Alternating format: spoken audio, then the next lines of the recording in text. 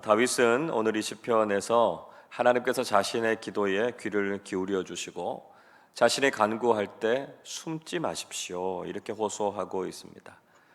또 자신을 향해서 굽혀서 그 기도에 응답해 주실 것을 부탁하고 있습니다.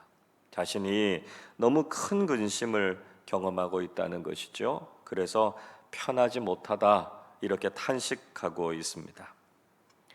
그가 이렇게 간절하게 기도하고 있는 이유는 원수들 때문이었습니다. 3절을 보십시오. 이는 원수의 소리와 악인의 압제 때문이라 그들이 죄악을 내게 더하며 노하여 나를 핍박하나이다. 그는 원수의 소리와 악인들의 압제 때문에 힘들어하고 있었습니다. 다윗은 원수들이 자신을 공격해 올 때 얼마나 두려웠는가 회상하면서 이야기하지요. 4절 5절 이렇게 말씀합니다. 내 마음이 내 속에서 심히 아파하며 사망의 위험이 내게 이르렀도다. 두려움과 떨림이 내게 이르고 공포가 나를 덮었도다. 그는 자신의 마음이 얼마나 아프고 사망의 위험이 자신에게 이른 것을 느꼈습니다. 그리고 그 두려움, 그 떨림으로 인해서 공포에 사로잡혔다 이렇게 고백하고 있죠. 누군가가 우리를 공격하고 괴롭힐 때 우리가 얼마나 힘들고 두려움을 느낄 수 있는가 하는 것을 잘 보여주고 있습니다. 다윗은 새가 돼서 이런 상황을 벗어나고 싶다 이렇게 말하고 있습니다. 6절 보십시오. 나는 말하기를 만일 내게 비둘기같이 날개가 있다면 날아가서 편히 쉬리로다 이야기합니다. 만약 자신에게 비둘기와 같이 날개가 있다면 날아가서 편안하게 거하고 싶다 이렇게 말하고 있죠. 멀리 날아가서 원수들이 없는 광야에 머무르거나 피난처로 속히 들어가서 인생의 폭풍과 광풍을 피하고 싶다 이렇게 말하고 있습니다. 우리를 힘들게 하는 사람들 때문에 겪는 괴로움이 얼마나 큰가 하는 것을 알 수 있죠. 또 그런 위기를 피하고 싶은 마음이 우리에게도 간절해지지 않습니까? 다윗이 처해 있는 상황, 그가 경험하고 있는 어려움이 여실히 느껴지고 있는 대목이죠. 그래서 다윗은 하나님께서 그들을 멸해달라 이렇게 호소했습니다. 9절은 이렇게 말씀하죠. 내가 성내에서 강포와 분쟁을 보았사오니 주여 그들을 멸하소서 그들의 혀를 잘라 버리소서. 다윗이 좀 거친 말을 하고 있죠. 그렇게까지 원수들에 대한 심판이 임할 것을 간구하고 있습니다. 원래 히브리어 원문에 보면 주여 그들을 멸하소서 그들의 혀를 잘라버리소서 이 말이 먼저 나오고 있습니다. 그리고 그 이후에 왜 다윗이 이렇게까지 악인들의 심판을 바랐는지에 대해서 7가지의 구체적인 이유를 이야기하고 있습니다. 좀 전에 읽은 9절에서 다윗은 성 내에서 강포와 분쟁을 보았다 이렇게 말하죠. 또 10절에서는 그 성 중에 죄악이 있고 재난이 있다 이야기합니다. 그리고 11절 보시면 그 중에 악독이 있고 그 거리에 압박과 속임수가 떠나지 않았다. 그래서 구체적인 7가지의 죄악에 대해서 이야기하고 있습니다. 악인들이 성내에서 행했던 모든 악한 일들을 보면서 다윗은 하나님께서 이들을 완전히 멸망시켜 주실 것을 간구하고 있는 것이죠. 다윗은 이 원수가 다른 사람이 아니라 바로 자신의 가까운 곳에 있는 사람이었다라고 하는 것을 탄식하고 있습니다. 12절은 이렇게 말씀합니다. 나를 책망하는 자는 원수가 아니라 원수일진데 내가 참았으리라. 나를 대하여 자기를 높이는 자는 나를 미워하는 자가 아니라 미워하는 자일진데 내가 그를 피하여 숨었으리라. 자, 금방 읽어보면 12절 말씀이 잘 이해가 되지 않죠. 번역을 좀 어렵게 했습니다. 새번역 성경을 읽어보면 훨씬 더 쉽게 이해가 됩니다. 나를 비난하는 자가 차라리 내 원수였다면 내가 견딜 수 있었을 것이다. 나를 미워하는 자가 차라리 자기가 나보다 잘났다고 자랑하는 내 원수였다면 나는 그들을 피하여서 숨기라도 하였을 것이다. 이렇게 번역하고 있습니다. 다윗은 차라리 원수나 자신을 미워하는 사람이 자신을 비난했다면 오히려 견딜만 했을 것이고 피하기라도 했을 것이다, 이렇게 이야기하고 있죠. 그러나 그 원수는 바로 그의 친구였습니다. 13절 이렇게 말씀하죠. 그는 곧 너로다, 나의 동료, 나의 친구요, 나의 가까운 친우로다. 다윗은 바로 자신의 동료, 자신의 친구, 가장 가까운 사람에게서 배신을 당한 것이죠. 그로 인해서 그의 마음이 무너져 내리고 있었던 것을 볼 수 있습니다.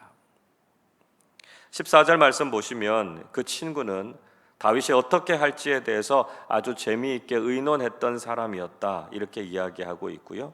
한때는 하나님의 집에도 함께 다녔던 사람이었다 이야기하고 있습니다. 아마도 그 사람은 다윗과 가장 가까웠고 그가 가장 신뢰했던 모사 아히도벨이라고 하는 사람이었던 것 같습니다.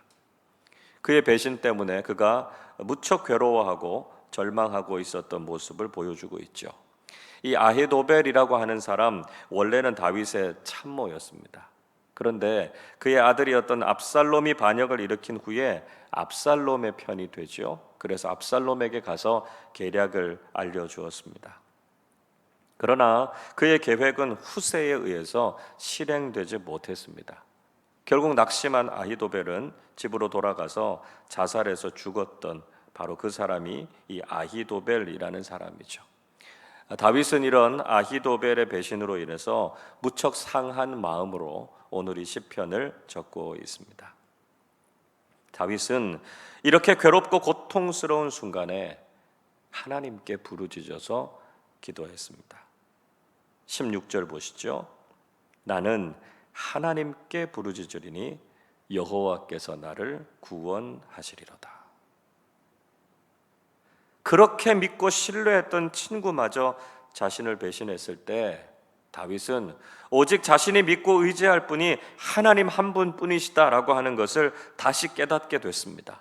그래서 그는 하나님께 부르짖고 하나님께서 구원해 주실 것을 기대했던 것이죠. 17절은 이렇게 말씀합니다. 저녁과 아침과 정오에 내가 근심하여 탄식하리니 여호와께서 내 소리를 들으시리로다. 다윗은 뜻하지 않은 배신을 경험하고 하나님을 향한 기도의 삶을 회복했습니다. 하루에 3번, 아침, 저녁, 아침, 정오에 근심과 탄식을 담아서 그는 하나님께 기도했다, 이렇게 이야기하죠. 그리고 하나님께서 그의 기도를 들어주셨다는 것입니다.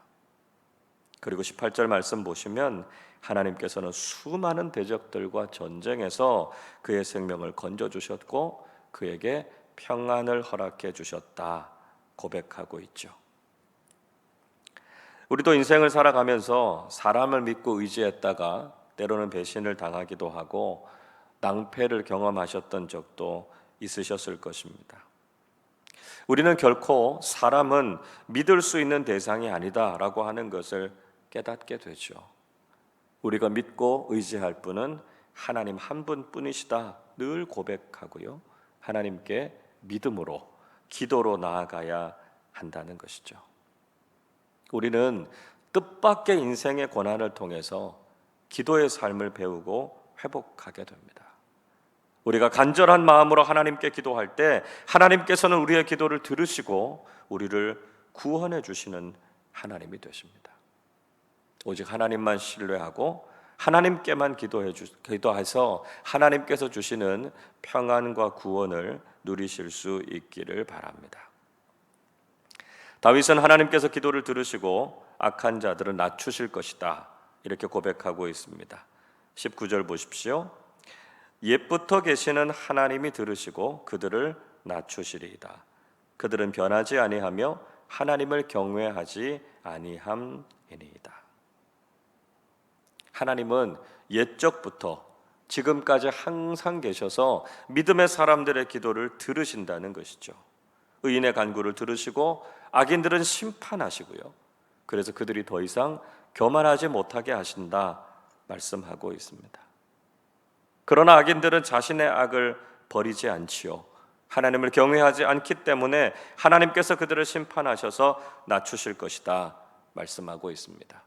악인은 결국 하나님의 심판을 경험하게 될 것이고, 악인들이 조금이라도 교만하거나 자신을 높이지 못하도록 하실 것이다 말씀하고 있습니다. 다윗은 그 하나님께 모든 인생의 짐을 맡기라 이렇게 권면하고 있습니다. 22절 말씀 우리 같이 읽어보겠습니다. 내 짐을 여호와께 맡기라. 그가 너를 붙드시고 의인의 요동함을 영원히 허락하지 아니하시리로다. 원수와 대적들로 가득한 세상을 살아갈 때, 심지어는 가까운 사람들조차도 배신하는 이 세상을 살아갈 때 우리가 할 수 있는 최선이 무엇이겠습니까? 그것은 우리 인생의 모든 짐을 하나님께 맡기는 것입니다.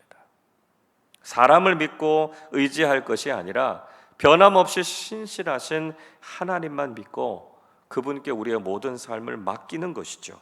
그러면 하나님께서는 의인의 인생을 붙잡아 주셔서 결코 흔들리지 않고 요동하지 않는 인생이 되게 하시겠다 약속해 주셨습니다. 여러분, 오늘도 우리의 삶의 짐을 하나님께 맡기실 수 있기를 바랍니다. 믿었던 사람들, 가까운 사람들조차 우리를 외면하고 돌아서는 참 냉혹하고 상처 많은 세상을 우린 살아가고 있습니다. 사람을 믿지 말아야 한다라고 하는 것을 알면서도 우리는 사람들을 기대하고 의지하면서 살아갈 때가 많죠. 물론 사람들로 인해서 우리가 위로를 경험하고 격려를 경험하게 될 때도 분명히 있습니다. 그러나 사람들이 우리의 궁극적인 문제를 해결하거나 참된 위안을 줄 수는 없다는 것이죠. 우리는 변함없이 우리와 함께 하시고 우리의 삶을 붙잡아 주시는 하나님만 의지하며 살아가실 수 있기를 바랍니다. 인생의 모든 문제로부터 우리를 구원해 주시고 우리의 삶을 흔들림 없이 지켜주실 그 하나님만 믿고 의지하며 살아가는 복된 하루가 되시기를 주님의 이름으로 축원합니다. 기도하겠습니다. 사랑의 하나님 아버지, 오늘 이 새벽에도 하나님만 바라보고 하나님만 의지하게 하시니 감사드립니다. 때로는 믿었던 사람들마저도 등을 돌리고 사람들에게 실망하는 일들을 우리는 참 많이 경험하면서 삽니다. 그러나 우리가 믿는 하나님만은 결코 우리를 떠나지 않으시고 인생의 수많은 문제로부터 저희들을 구원해 주시고 참된 평안과 위로를 주실 줄로 믿습니다.